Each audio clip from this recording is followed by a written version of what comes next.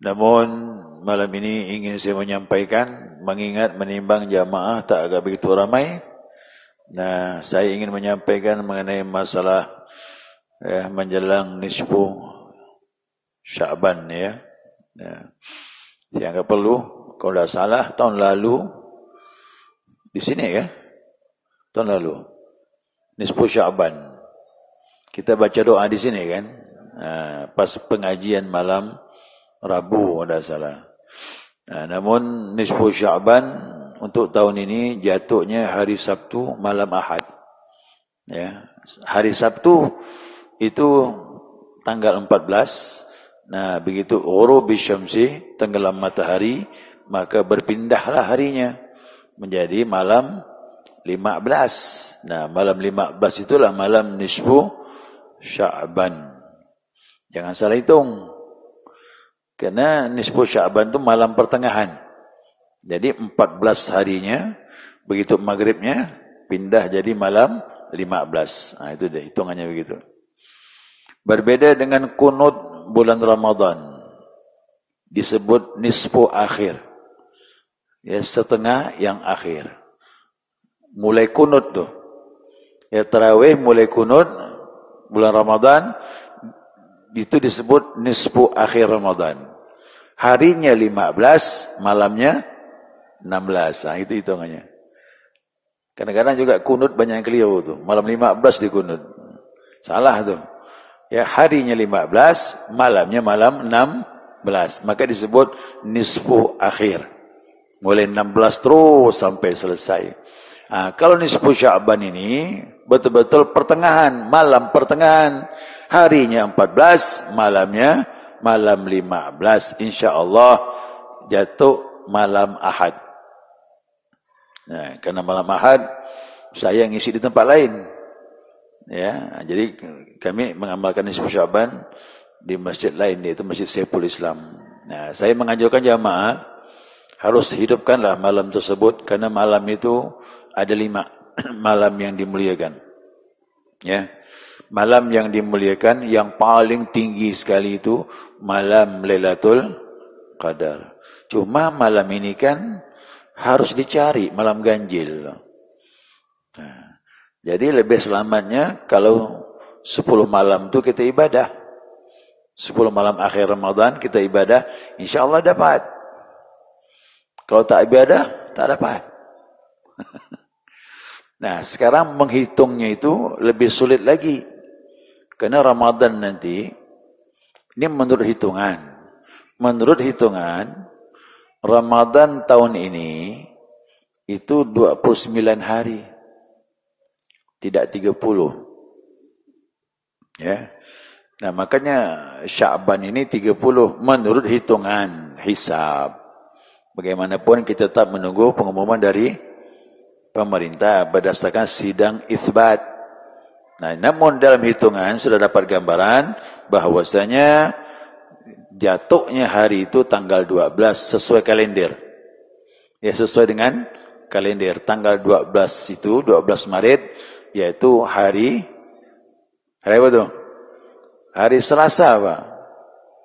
12 Maret itu hari Selasa, berarti hari Senin malam Selasanya udah tarawih. Nah, nanti Idnya itu kalau tidak salah tanggal 10 tuh. Ya. 10 ke 11 tuh salahnya. Coba lihat di kalender. Yang jelas dia 29 hari. Ya. Nah, sekarang saya mau sampai ke jamaah ini, ya. Kalau nanti Ramadan itu jatuh 29 hari, ini agak sulit ngitungnya, Pak. Kalau 30 hari, insyaAllah aman. Artinya malam ganjil itu dimulai dari malam 20 berapa? 21. Malam 21 mulailah ngitung malam ganjil. Itu kalau Ramadannya 30 hari. Tapi kalau Ramadannya 29 hari, ayo. Ingat, Nabi bilang, carilah Lailatul Qadar 10 akhir. Hitungannya 10 akhir. Kalau 29 hari gimana?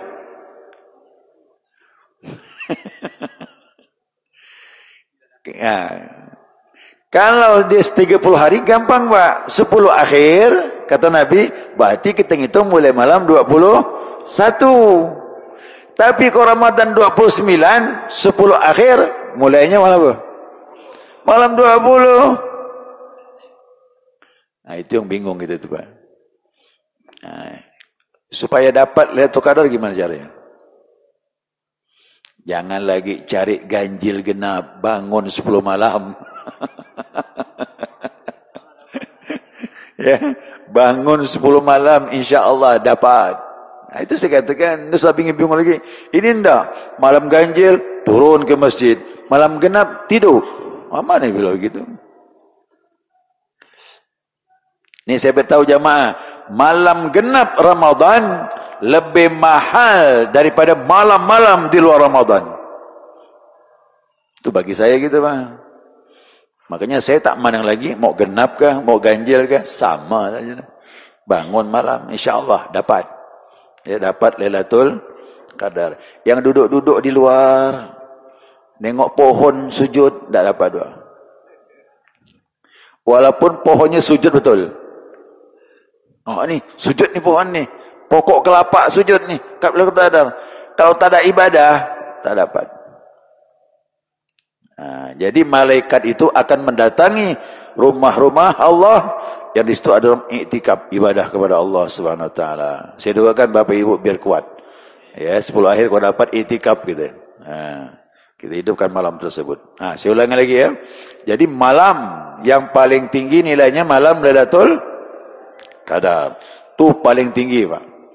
Ya, khairun min alfi syahrin. Dia lebih baik daripada 1000 bulan. Kalau kita ibadah itu Pak sama dengan 83 tahun. 83 tahun kita ibadah tu. Satu malam tu kau dapat. Ya. Masuk yang kedua. Yang kedua ini malam yang paling tinggi kata ulama malam nisfu Sya'ban. Cuman nisfu Sya'ban tak pakai cari, udah tahu dah Pak malam 15. Makanya lebih mudah. Ya, lebih mudah.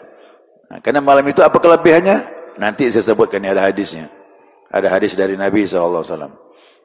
Yang ketiga, yakni malam Idul Adha.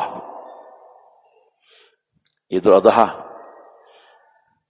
Malam yang keempat, malam Idul Fitri. Nah, dua malam ini disebut dalam hadis Nabi SAW. Siapa yang menghidupkan dua malam Id, Idul Adha, Idul Fitri, maka hatinya tidak akan mati di saat hati orang pada mati, kata Nabi. Artinya hati tetap hidup dengan iman kepada Allah Subhanahu Wa Taala. Nah, makanya kalau dapat malam Idul Fitri, jangan tidur, bangun juga. Walaupun tadinya itikaf Ramadan, malam Idul Fitri bangun juga kita ibadah. Itu malam hati kita akan disiapkan iman oleh Allah SWT, akan terjaga sampai Idul Fitri yang akan datang, sampai Idul Adha yang akan datang. Yang terakhir, malam yang kelima yang terbaik adalah malam Jumat. Malam Jumat, malam Jumat itu gampang, ketemu sepekan, 7 hari sekali ketemu. Ya, malam Jumat. Nah, jadi 5 malam ini. Tolong perhatikan. Nah, jadi nisfu Sya'ban masuk urutan yang kedua. Ya. Nah, bagaimana tentang nisfu Sya'ban ini? Ya, sebuah hadis dari Nabi SAW. Ini hadis dari Mu'adz bin Jabal. Mu'adz bin Jabal berkata, Nabi SAW bersabda, ini hadis Imam Tabrani. Kata Nabi, yattali'ullahu ila jami' khalqihi lailatan nisfi min Sya'ban. Kata Nabi, Allah memperhatikan semua makhluknya pada malam nisfu Sya'ban. Jadi Allah menatap, memperhatikan makhluknya pada malam tersebut, fayaghfiru li jami' khalqihi, dan ia mengampun ke semua makhluk itu tersebut. Jadi malam itu malam pengampunan. Illa, kecuali ada yang tidak masuk dalam pengampunan Allah. Siapa? Yang pertama, li musyrikin, orang yang menyekutukan Allah. Yang kedua, wa musyahin, orang yang bersengketa, tidak teguran. berbaikut. Jadi dua ini kau dapat hindari memang.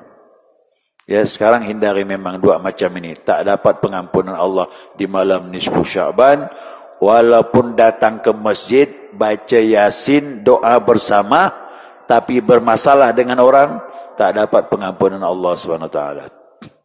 Ini enggak buat, Bang. Ya, makanya saya katakan, kalau dapat silaturahim, selesaikan sekarang. Ya, yang berbaikut, yang tidak berteguran, sekarang selesaikan. Karena sebentar lagi malam nisfu Sya'ban, kita ingin doa kita diijabah oleh Allah Subhanahu wa taala. Ya, ini ada dua macam ni, Pak. Jadi hadis ini menunjukkan malam itu malam yang sangat mulia. Hadis yang kedua. Hadis yang kedua ni panjang. Agak panjang dia dari Imam Baihaqi. Imam Baihaqi meriwayatkan bahwasanya sebuah kisah ini, ya. Nabi SAW, tatkala Nabi kembali ke rumah Aisyah malam, Nabi masuk rumah Aisyah waktu malam. Senangnya ke hati Aisyah ini, ya. Lalu Nabi kan pakai baju gamis. Setelah gamis ini, Pak, ada baju luar tu, namanya jubah. Ada jubah lagi. Nabi masuk ke rumah Aisyah, buka jubah, digantung. Ya, Nabi pun duduk sebentar. Duduk. Aisyah menghampiri. Tiba-tiba Nabi berdiri. Dipakai lagi jubah tu, Pak. Dipakai lagi jubah tu, keluar Nabi. Nabi pun keluar. Lalu Aisyah cemburu. Karena mungkin enggak pergi ke istri yang lain. Ya, perempuan begitu, Pak, kok di madu tu. Dia tak mau jatah dia malam itu ditukar malam lain. Nah, jadi cemburunya Aisyah ini keluar mengikuti Nabi Muhammad SAW, tapi dari jarak jauh. Takut juga ketahuan. Dari jarak jauh. Diikut dari jarak jauh ni. Ternyata Nabi SAW pergi ziarah ke Baqi. Bapak ibu yang pernah umrah haji pasti ziarah ke Baqi itu. Baqi itu 500 meter dari Masjid Nabawi. Perempuan tak boleh masuk Baqi itu, hanya laki-laki. Perempuan hanya ngintip dari pagar je. Ya. Nah, tapi dulu malam dia terbuka, tak ada pagar. Nah, Nabi ziarah di Baqi, di sana ada sahabat yang sudah meninggal ditanam. Kalau sekarang jumlah sahabat itu dihitung hampir 10.000. Ternyata sahabat Nabi itu banyak, ribuan ditanam di Baqi itu. Nah, Nabi pun duduk baca doa. Aisyah mengintip dari kejauhan. Dari jauh Aisyah berkata, istighfar dia. Astaghfirullahalazim, kata dia. Astaghfirullahalazim, minta ampun sama Allah. Kenapa? Berburuk sangka. Disangkanya pergi ke istri yang lain. Ternyata Nabi ziarah malam itu, malam nisfu Sya'ban tu. Nah, makanya dari hadis ini, ziarah tu bagusnya malam, bukan siang, Pak. Cuman orang banyak tak mau ziarah malam. Ya, maka ikut Nabi itu ziarah malam sendiri lagi. Mana? Naik kata ikut Nabi, ikutlah. Orang bilang ikut sunnah Nabi, ikut sunnah Nabi. Salah satu sunnah Nabi ziarah malam-malam. Nah, selesai Nabi membaca doa, Aisyah pun berdiri, bergegas pulang ke rumah. Takut ketahuan, cepat-cepat dia pulang ke rumah. Masuk ke rumah, tak lama Nabi pun menyusul masuk ke dalam rumah. Nah, Aisyah tak bisa menyembunyikan keadaannya. Kenapa? Nabi mandang, napasnya turun naik. Ketahuan. Ya, baru habis olahraga waktu itu. Olahraga kemana malam-malam kan? Nabi tanya, tak bisa bohong, Bang. Kata Nabi, kenapa napasmu itu? Akhirnya bukalah yang sebenarnya. Dibuka. Ya Rasulullah, kau datang ke rumah ini. Kau duduk, aku hampiri, tiba-tiba kau berdiri, ngambil baju jubah, pakai, langsung keluar. Aku curiga, jangan-jangan kau pergi ke istri yang lain. Maka aku ikuti.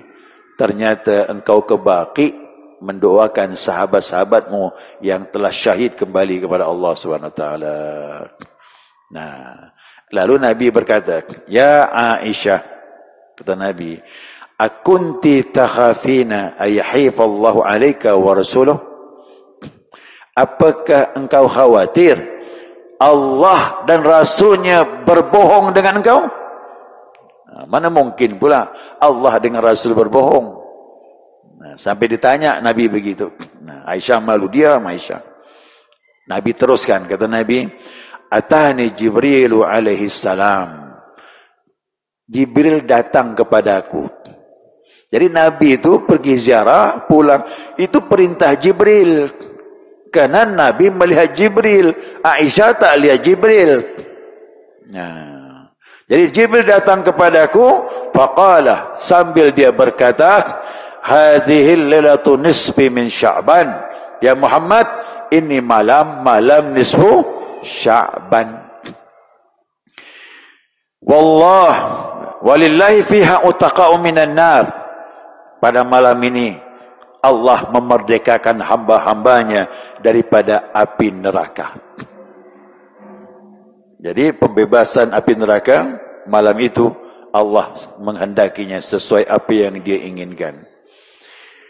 La yanzurullahu fiha, tapi malam itu Allah tak beri rahmatnya kepada seseorang. Allah tidak melihat rahmatnya kepada seseorang, yaitu siapa? Li musyrikin. Nah, tadi itu Pak. Orang yang menyekutukan Allah. Malam nisfu Sya'ban tak dapat maghfirahnya Allah, tak mendapatkan pengampunan Allah Subhanahu wa taala. Siapa yang musyrik ni Pak? Kalau kita belajar tauhid tu, orang yang meyakini ada kekuatan selain Allah yang bisa mendatangkan manfaat dan mudarat. Itu secara ilmu tauhid. Secara ilmu syariatnya, orang yang sering pergi ke paranormal, yang sering ke dukun. Siapa yang sering ke dukun, kata Nabi, amalnya 40 hari tak diterima Allah Subhanahu wa taala. Percaya pula, dah lebih berat lagi. Ya. Ingat, jangan percaya dengan paranormal. Dia banyak bohongnya. Ya. Karena begini, paranormal ni dia dapat bisikan. Dukun-dukun tu banyak dapat dari bisikan. Karena orang yang sering buat syirik macam ini, ada masalah ke dukun, ada masalah ke dukun, tak selesai masalah. Bahkan bertambah masalah. Apa tu? Duit keluar. Tak pasti kan? Pergi ke dukun, duit keluar. Kadang dipintanya lagi, ada pengeras. Pengerasnya lebih keras lagi duitnya tu. Harus keluar. Itu dukun. Keduanya, dukun ini suka buat fitnah. Apa kata dia? Kata dukun bilang, kau ni disihir. Oh, siapa yang mesir saya ni Pak? Bukan orang lain. Siapa tu? Orang yang dekat denganmu, keluargamu sendiri, kata dia. Udahlah, duit keluar, buat fitnah lagi dengan keluarga, jadi pecah jadi Pak. Tak selesai-selesai itu.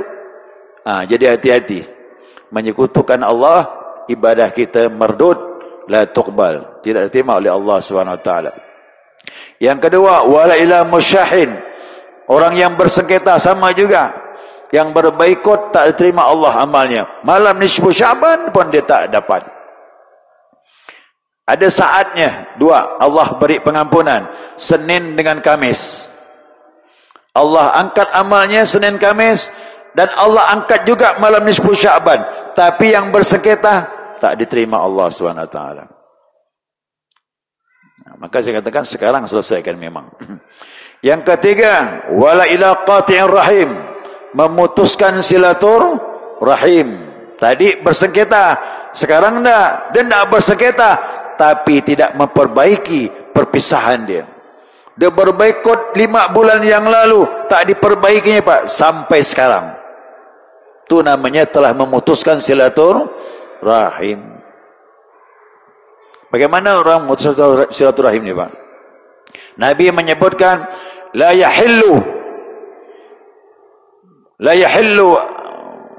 li muslimin ayyahjua akhahu fawqa thalas. Tidak halal bagi seorang muslim berbaikot dengan saudaranya, putus silaturahim lebih dari 3 hari. Ini 6 bulan, padahal 3 hari batas. Masuk hari keempat haram, kelima haram, keenam terus dosa pun mengalir. Amal mardud, tak diterima. Malam nisfu Syaban tak dapat pengampunan Allah SWT. Itu agak berat ya silaturahim ni. Masuk lagi yang ke 4 ke? Musyrik, musyahin, qati'ur rahim. Yang keempat, wala ila musbilin izarahu. Dia tidak dapat pengampunan Allah orang yang menurunkan kainnya sampai di bawah mata kaki. Ni Pak. Mau paham ni? Kain, baju ni dipakai, gamis ni menyeret ke lantai panjangnya. Ya. Tapi mau dipahamkan betul ni. Jangan dipahami letterlek ya ni. Jadi yang udah mengangkat kain di atas, yang pakai celana di atas mata kaki, udah betul, silakan. Tapi pemahaman ini lain. Kenapa Allah tidak ampuni orang yang mengangkat kainnya atau memakai baju di bawah mata kaki atau menyeret ke lantai? Dulu di masa Nabi SAW, kalau orang pakai baju sampai menyeret ke lantai, itu tanda kesombongan. Dulu baju mahal. Jadi sahabat itu kadang-kadang hanya menutup aurat. Ada sahabat Nabi, hamba sahaya, beriman dengan Allah, ikut Nabi, bajunya cuma menutup aurat. Di atas pusat, terus ke bawah. Orang-orang kaya waktu itu pakai baju gamis, menyeret ke lantai, pakai jubah lagi, pakai imamah yang mahal. Itu tanda kesombongan waktu itu. Gimana kalau pakai baju tak sombong? Abu Bakar As-Siddiq datang kepada Nabi. Tatkala mendengar Nabi mengatakan, Allah tak pandang rahmat dan pengampunan kepada orang pakai baju sampai turun di bawah mata kaki. Abu Bakar datang, ya Rasulullah, saya ini sebelum pakai gamis, pakai celana dulu, dalaman. Tetapi celana saya ini turun ke bawah. Kadang turun ke bawah, menutup mata kaki. Nabi jawab, Abu Bakar, kau tak ada sombong. Jadi sebabnya apa? Sebabnya sombong. Jadi zaman itu baju menyeret ke lantai, sombong gitu. Zaman sekarang gimana? Kok zaman sekarang ini mohon maaf ya. Tanya dia pakai baju sombong ke tak? Tidak sombong, tak ada masalah. Tetapi tetap bagaimanapun sunnah hukumnya mengangkat baju di atas mata kaki. Ayo, saya mau tanya. Allah benci, Allah azab orang tersebut karena bajunya ke? Karena sombongnya? Kira-kira mungkin tak baju itu diazab? Berarti yang diazab orangnya itu. Jadi kalau orangnya tak sombong, tak masalah. Dulu baju, sekarang saya pakai mobil mewah, sombong. Mobil tak masuk neraka, Pak, orangnya yang masuk.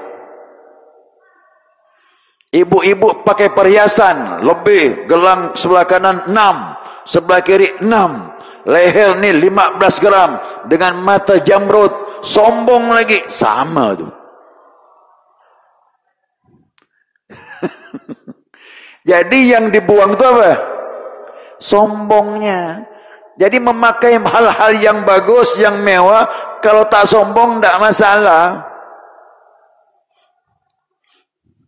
Makanya Sayyidina Hasan beda dengan Sayyidina Husain. Ada perbedaan Pak.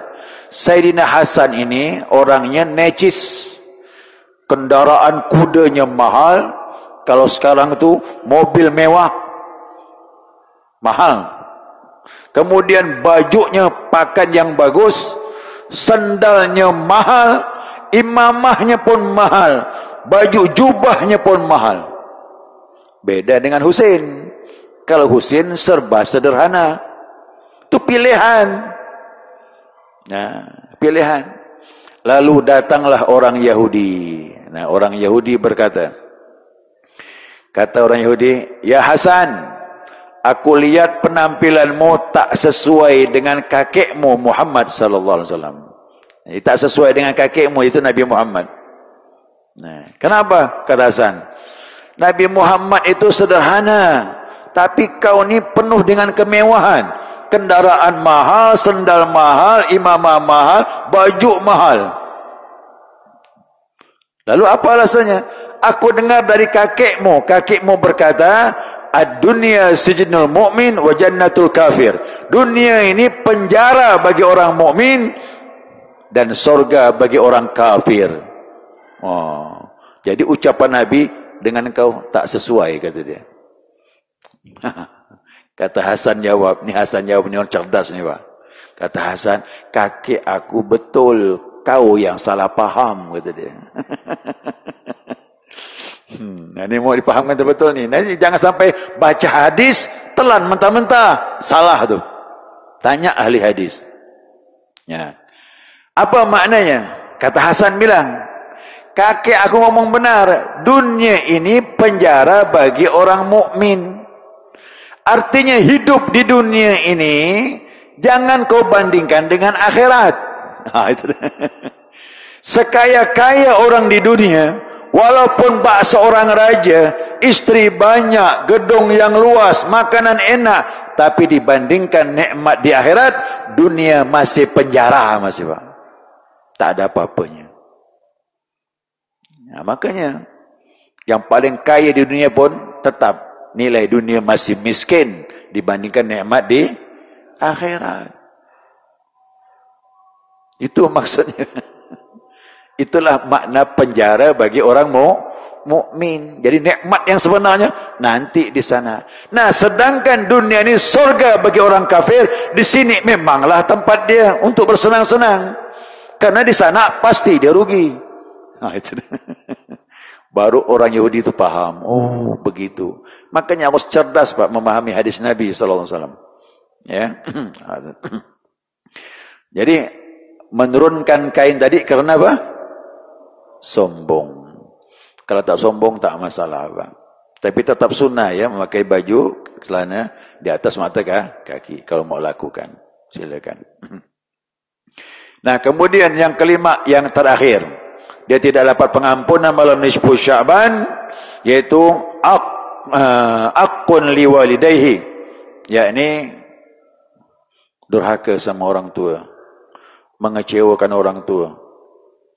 Nah, ini yang masih ada orang tua ni, tolonglah senangkan hati dia. Jangan sampai sekarang ini dia masih dongkol dengan kita itu. Oh, amal tak diterima, malam nisfu Sya'ban pun tak diampunkan Allah, bahkan Ramadan pun nanti bermasalah nanti. Ya, kerana orang tua itu ladang surga kita. Nah, saya ini dua-duanya sudah tidak ada. Nah, dulu mengenang-kenang, nyesal juga karena tidak maksimal kita berbuat baik dengan dia. Terkenang-kenang masih Bapak Ibu. Itulah. Nah, yang masih ada orang tua ni sayang. Ya, lakukan yang terbaik, senangkan hati dia. Apalagi masuk Ramadan ni, belikan sesuatu yang menyenangkan hati dia.